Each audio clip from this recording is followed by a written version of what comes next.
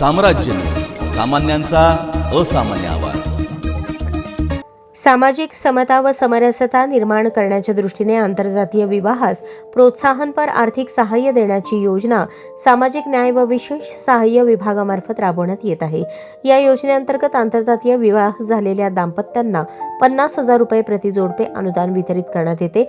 सदर अनुदान विवाहित जोडप्यांच्या संयुक्त बँक खात्यावर PFMS प्रणालीमार्फत DBTद्वारे प्रदान करण्यात येते.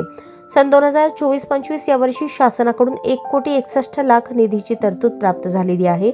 2022-23, 2023-24, 2024-25 मधील 276 पात्र लाभार्थ्यांना 1,38,00,00,000 इतके अनुदान मंजूर करण्यात आले असून लाभार्थ्यांच्या बँक खात्यावर PFMS प्रणालीमार्फत DBTद्वारे प्रदान करण्याची कार्यवाही सुरू आहे. सदर योजनेचा लाभ घेण्यासाठी जिल्ह्यातील नागरिकांनी तात्काळ जिल्हा समाज कल्याण अधिकारी, जिल्हा परिषद सोलापूर यांच्याकडे अर्ज सादर करावेत, असे जिल्हा समाज कल्याण अधिकारी सुलोचना सोनवणे यांनी कळवले आहे.